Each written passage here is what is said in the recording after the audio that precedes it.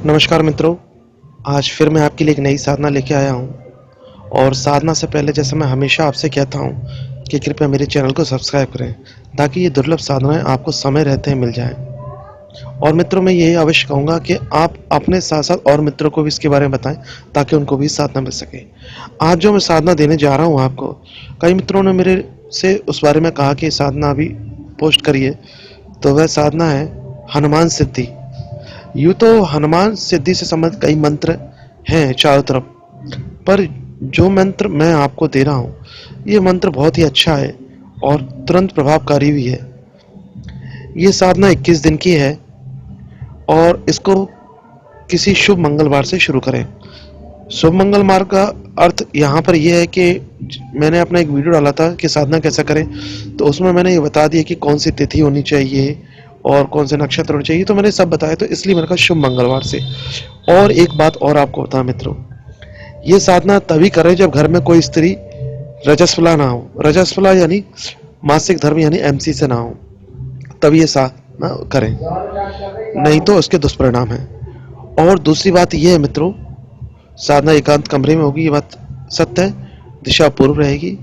माला इसमें आप रुद्राक्ष के प्रयोग करें और जाप इसमें रोज 2 माला का है, रात्रि 10 बजे के बाद। और 2 माला के बाद आपको दशांश हवन भी करना है।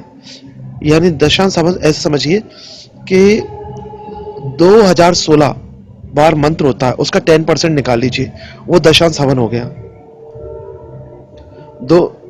दो माला में आपका मान के चलिए कि 216 बार जाप है, तो 216 का 10% कितना होगा?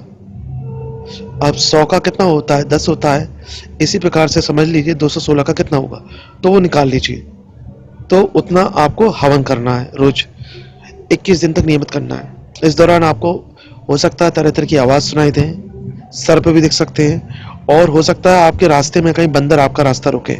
तो ये सिद्धि के कुछ संकेत हैं। तो आपको भयभीत नहीं होना है। और रक्षा घेरे में आपको 2 दे भी चुका हूँ साधना में, वो आप जरूर लगाएं। और इसमें जो वस्त्र हैं वो आप सफ़ेद धारण करेंगे। आसन इसमें लाल रंग का रहेगा।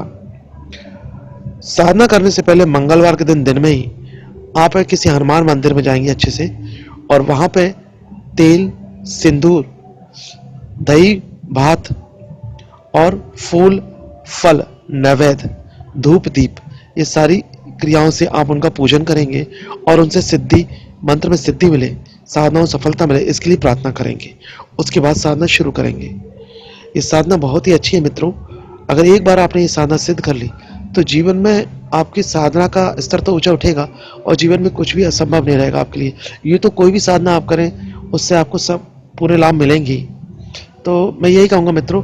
और एक बात मित्रों आपको बताऊं, शावर मंत्रों में एक बात ये होती है कि इन मंत्रों की साधना करने से पहले आपको इन्हें किसी शुभ अवसर पर, रविवार में, किसी शुभ दिन यानी शुभ नक्षत्र में, या फिर ग्रहण के समय में 10 माला करके और दशांश हवन करके इस मंत्र को सिद्ध कर लें।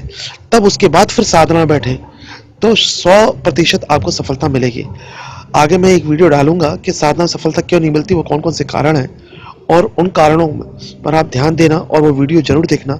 उससे आपको समझ में आएगा कि आप कहाँ पर गलती कर रहे हैं। इसी के साथ मैं अपने वीडियो को विराम देता हूँ और आशा करता हूँ कि आप सब इससे लाभ उठाएंगे। जय माँ जगदम्बा।